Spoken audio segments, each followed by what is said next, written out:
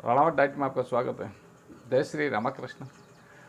आज एक भारतीय पतिव्रता नारी के बारे में आपको बताऊंगा, किस प्रकार से उसके जीते जी मरण अवस्था में वो अपने प्रेम की निशानी के लिए कैसे कोर्ट में गई।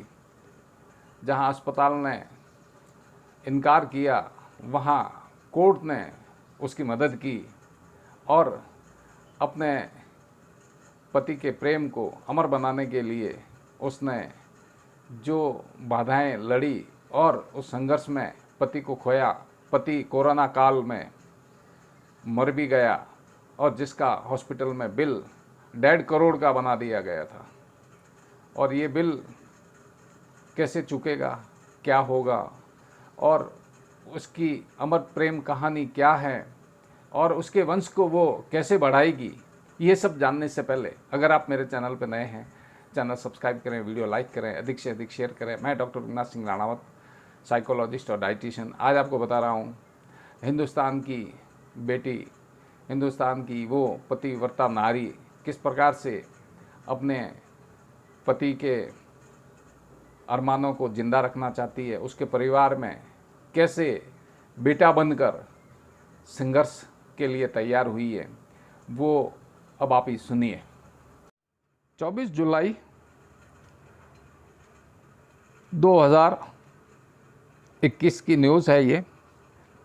भास्कर, खास दैनिक भास्कर पेपर है जो उदयपुर से छपा है। डॉक्टरों ने पति की मंजूरी बिना स्पर्म देने से इनकार कर दिया था।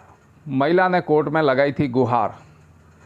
गुजरात कोर्ट की मंजूरी पर स्पर्म सैंपल लेने के 30 घंटे बाद पति का निधन। पत्नी बोली, बेटा बन ससुराल में रहूंगी, दोबारा शादी भी नहीं। भास्कर न्यूज़ बड़ोदरा।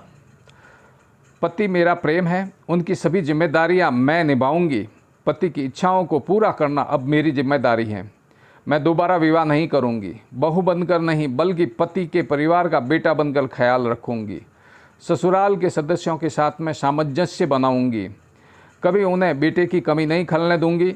यह कहना है मृत्युशैया पर लेटे पति के अंश से संतान सुख पाने की राह में कानूनी अड़चनों को लेकर गुजरात हाईकोर्ट का द्वार खटखटाने वाली गुजरात की महिला का।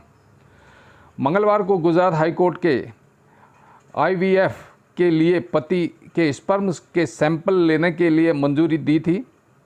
आदेश के बाद रात 8:15 बजे अस्पताल द्वारा सैंपल ले लिए गए थे। इसके करीब 30 घंटे बाद गुरुवार मध्य रात्रि 2:15 पति का निधन हो गया। मूल रूप से अहमदाबाद की रहने वाली महिला और भरूच मूल के उनके पति कनाडा में 4 वर्ष पहले एक दूसरे के परिचय में आए थे। तभी दोनों ने जिंदगी भर साथ निभाने का फैसला लिया था। कनाडा की स्थायी नागरिकता मिलने के बाद दोनों शादी करना चाहते थे, पर दोनों परिवार इस रिश्ते के लिए राजी नहीं थे, इसलिए बात नहीं बन पा रही थी। साल भर तक काफ़ी मनोवल के बाद परिजनों ने अपनी सहमति दे दी, पर दोनों शादी करने भारत आते इससे पहले कोरोना संकट शुरू हो गया। इसके चलते पिछले साल अक्टूबर में दोनों ने कनाडा में ही रजिस्टर शादी कर ली। इस साल फरवरी में ससुर को हार्ट अटैक आने पर उनकी देखभाल के लिए दोनों स्वदेश लौटे थे। पिता की देखभाल के दौरान ही पति का कोरोना संक्रमण हो गया। फेफड़े तथा अन्य अंगों के फेल होने के बाद उन्हें वेंटिलेटर पर रखने का फैसला लेना पड़ा। मई माह से ये वेंटिलेटर पर थे। 4 माह चला इलाज। 1.5 करोड़ बिल महिला के पति का अस्पताल में करीब 4 महीने तक इलाज चला। इसमें भी करीब 2 महीने उन्हें एक्मो ऑक्सीजन थेरेपी पर रखा गया। इलाज का कुल बिल करीब 1.5 करोड़ रुपए हुआ। वह जिस कंपनी में काम करते थे उससे इलाज का बिल भुगतान करने की बात कही। पति की हिम्मत बढ़ाने के लिए अस्पताल में PPE किट पहनकर रह रही थी। पति जब अस्पताल में कोरोना से जूझ रहे थे तो पत्नी उनकी हिम्मत बढ़ाने के लिए PPE किट पहनकर पूरे समय अस्पताल में ही रहती थी। करीब 4 माह पहले उन्हें अस्पताल में भर्ती कराया था। तब से वह ऐसा ही कर रही थी।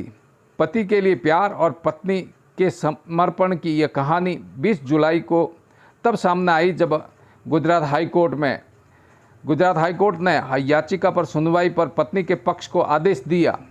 इसके लिए अनुच्छेद 226 में दिए गए अधिकारों का प्रयोग किया। गुजरात हाईकोर्ट ने इतिहास में पहली बार ऐसा मामला आया था। कोर्ट ने तत्परता दिखाते हुए सिर्फ 15 मिनट में ही सुनवाई पूरी कर ली, फैसला दे दिया था। कोर्ट में मौजूद सभी लोग और जज भावुक हो गए थे। बहू के इस फैसले के लिए ससुर सास ने न सिर्फ सहमति दी बल्कि हाई कोर्ट में दोनों ने यह सह आवेदक भी बने थे। तो आपने देखा किस प्रकार से भारतीय नारी एक कच्चे धागे के प्रेम में बंधी हुई होती है, जो ब्रह्मचर्य के रूप में जीना चाहती है, ब्रह्मचर्य को रखना चाहती है। और ऐसे आदर्श हिंदुस्तान में ख़त्म नहीं हुए हैं। जब तक ऐसे लोग रहेंगे प्रेरणाएं मिलती रहेंगी। इसलिए पश्चिमी सभ्यताओं में रहते हुए भी हिंदुस्तान की संस्कृति, भारतीय संस्कृति को अपनाए हुए बैठे हैं। तो आपको भी कोशिश करनी है कि अपने मन के ऊपर काम पे कैसे नियंत्रण करके हम अपने पारिवारिक ज़िंदगी के दायित्व निभाएं। काम ही सब कुछ नहीं है। कोई सार्थक टिप्पणी करेंगे तो सार्थक टिप्पणी का जवाब दूंगा। मिलते हैं नए अपडेट वीडियो में। तब तक के लिए जय हिंद, स्वस्थ रहें।